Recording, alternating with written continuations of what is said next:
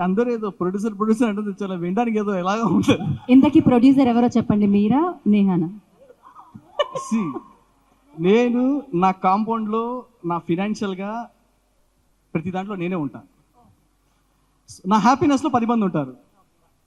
అంతేనా? డనా? ఓకే, సరే, ready?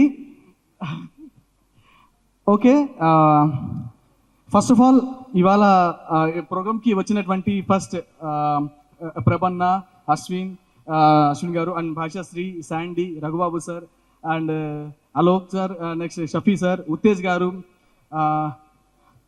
ప్రభన్న. So first of all మీకు అందరికీ thank you so much.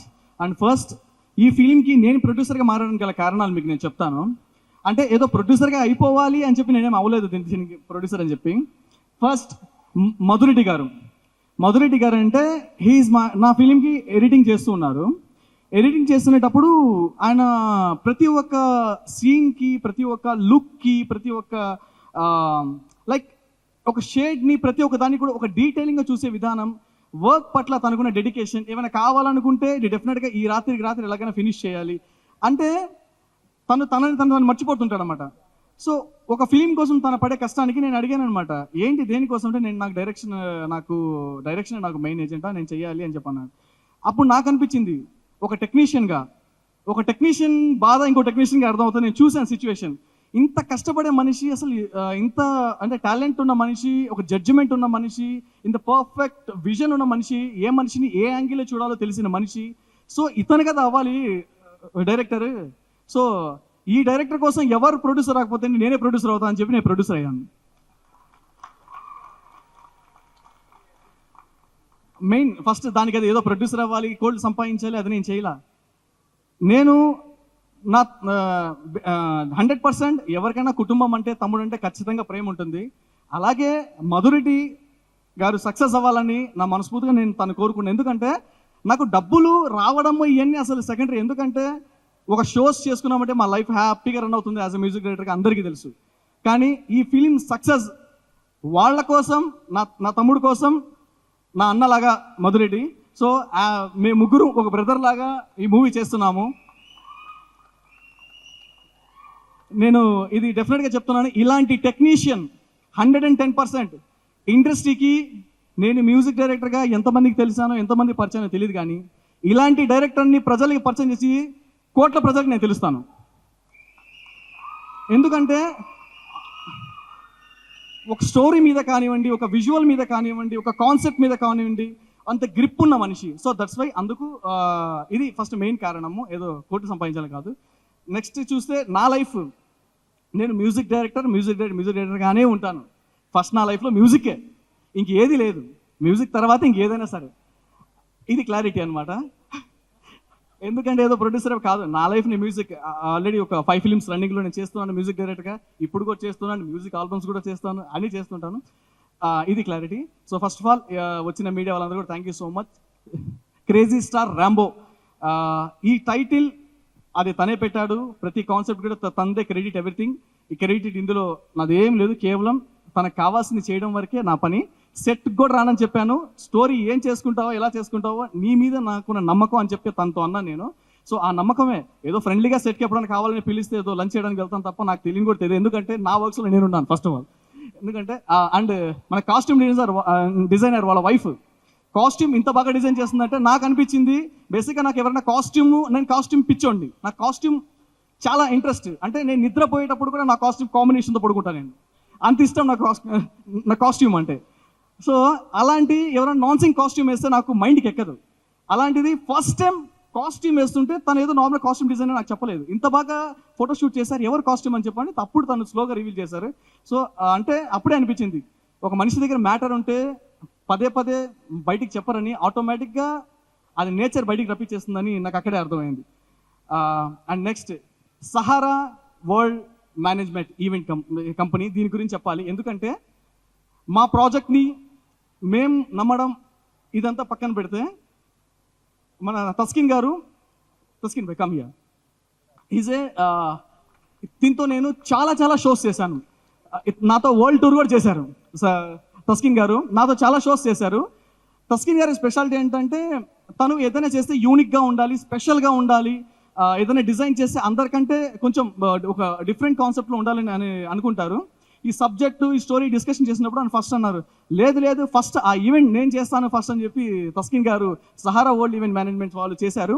And same time ఏంటంటే మనకి ఒక పోస్ట్ ప్రొడక్షన్ కంపెనీ కూడా హైదరాబాద్లో లాంచ్ చేశారు తస్కిన్ గారు.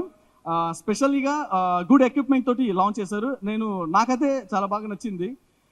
Anyhow all the best Taskin భాయ్, థ్యాంక్ యూ సో మచ్. ఈ ఫిలింకి లైన్ ప్రొడ్యూసర్ కూడా చేస్తున్నారు ఆయన. Thank you so much once again. Geeta Bhagat గారు, ఇది నాకు పాపం ఎప్పుడైనా యాంకర్స్ మీద కోప్పడమే తెలుసండి యాక్చువల్లీ. ఎందుకంటే త్వరగా మాట్లాడుతుంటే అట్లా సీరియస్గా చూస్తుంటారనమాట. సో ఎందుకు ఇంత సీరియస్గా చూస్తారంటే ఇవాళ నేను తన ప్లేస్లో తన పక్కన నిలబడి చూస్తుంటే ఇంత స్ట్రెస్గా ఉంటుందా పక్కన నిలబడి ఉంటే నాకు అనిపించింది. సో నిజంగా మీ అందరి గురించి మీకు తెలియకుండా నా మనసులో తిట్టుకున్నందుకు సారీ. ఓ దారుణం, క్రైమ్ ఇది అసలు. Okay, thank you so much. నాకు ఒక ఫ్యామిలీ లాగా మీరందరూ వచ్చి నాకు సపోర్ట్ చేశారు. మీరందరూ నిజంగా నాకు జీవితంలో నేను ఏం సంపాదించుకోవాలి, ఇంతకన్నా బెస్ట్ నాకు ఇంకేం కావాలి. నాకు ఇంకొక పర్సన్ నేను చెప్తున్నాను లైఫ్లో, అంటే నాకు ఫ్యామిలీ నాకు గాడ్ ఇచ్చాడు, కానీ అదే గాడ్ నా బ్లడ్తో కాకుండా బయట ప్రపంచంతో నాకు పరిచయం ఏంటంటే ఒక మంచి బ్రదర్ ఉన్నారు. అంటే అతను ఎలా అంటే నన్ను ఇష్టపడడంలో నన్ను భరించే మనిషి, ఇష్టపడడంలో భరించే మనిషి, ఏమైనా తప్పు చేసినా తిట్టే మనిషి, ఇది రైట్ రాంగ్ అని చెప్పి ప్రతిసారి నోటీస్ చేసే మనిషి. అంటే అసలు ఇతను ఎందుకు చాలా మంది ఇండస్ట్రీలో అట్లాంటి మనిషి చాలా తక్కువ, ఇది తప్పు అని చెప్పే మనుషులు తక్కువ. ఆ మనిషి ఉత్తేజ్ గారు. లవ్ యూ ఉత్తేజ్ గారు. అండ్ మూవీ విషయంలో కానీ, పర్సనల్ విషయంలో కానీ, లైఫ్ విషయంలో కానీ ఉత్తేజ్ గారు ఎలాగో, షఫీ గారు కూడా నాకు చాలా పర్సనల్, చాలా క్లోజ్, నాకు దగ్గరగా ఉన్న మనిషి. అంటే ఇంకా మా కాంబో ఇంకో లెవెల్ అది చెప్పాలంటే. Anyhow thank you so much. ఎందుకంటే అక్కడ నిలబడి యాంకర్ స్ట్రెస్ నేను చూశాను, బట్ నేను ఇంకా ఎక్కువసేపు మాట్లాడడం బాగోదు. సో అందుకని ఫస్ట్ క్లారిటీ, ఆమె మ్యూజిక్ డైరెక్టర్ సౌండే నాకు కావాలి. మ్యూజిక్ దాని తర్వాత ఇంకేదైనా. Thank you so much. Love you all.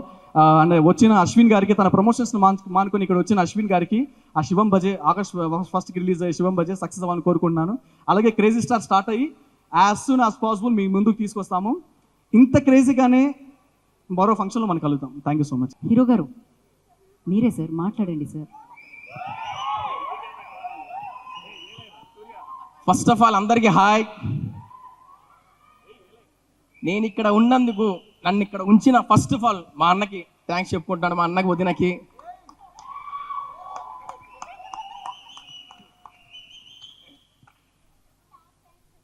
కీర్తికి thanks చెప్పని అడుగుతుంది, నీకు థ్యాంక్స్. ఇంకోటి, ప్రతి ఒక్కరు మీ టైము ఇక్కడికి వచ్చి మాకు ఇచ్చినందుకు ప్రతి ఒక్కరికి థ్యాంక్ యూ సో మచ్. ఎవరి పేరు మధ్య నన్ను తిట్టుకోబాకండి. నన్ను నమ్మి మా డైరెక్టర్ గారు ఈ స్టోరీ నీకు తప్ప ఇంకెవ్వడికి పనికిరాదు, గూగుల్లో సెర్చ్ చేసి ఎదవా ఎవడంటే నన్నే క్రియేట్ చేశాడు. సో ఈ స్టోరీ నాకు తెచ్చినందుకు క్రేజీ స్టార్గా అలాగే ఉంటానని కోరుకుంటూ అందరికీ థ్యాంక్స్ చెప్పుకుంటూ, నేను ఎక్కువ మాట్లాడలేనబ్బా, అంటే కొట్టేటట్టు మాట్లాడకపోతే. ఇంకోటి, నాకు మీడియా వాళ్ళంటే చాలా ఇష్టం. ఎందుకంటే నేను సినిమా ఇంట్రెస్ట్ చేయకముందు ఎక్కడ ప్రెస్ మీట్ అక్కడ పోయి కూర్చునేవాడిని, ఎక్కడ ఒక మూల టీవీలో చూపిస్తారని. కానీ ఈరోజు ఇంత కెమెరా ముందు చేస్తాను నేను అనుకుంటాను అసలు ఇది నేనేనా అని. కానీ అన్న, ఫస్ట్ ఆఫ్ ఆల్ మీ అందరికి థ్యాంక్స్ అన్న. ఈ కోరిక ఇలా తీరుతుందని ఎప్పుడు అనుకోలేదు. అలాగే ఫస్ట్ ఇంకోటి కూడా విషయం ఏంటంటే, మన యాంకర్ గారి కోసం కూడా నేను బ్లాక్ షర్ట్ వేసుకొచ్చాను. నిన్న ఈవెంట్లో చూశాను, అశ్విన్ అన్న లేడు, అశ్విన్ అన్న వెళ్ళిపోయాడు. అందరికంటే బిజీగా మన యాంకర్ గారు ఉన్నారు. ఈ రోజు ఈడ రేపాడ ఇంకేడో తెలియట్లేదు. ఓకే, ఇదేదో నా ర్యాగింగ్ సంబంధించిన ఈవెంట్ లా అనిపిస్తుంది. Okay, please carry on. So ఇక్కడ విచ్చేసిన ప్రతి ఒక్కరికి థ్యాంక్ యూ సో మచ్.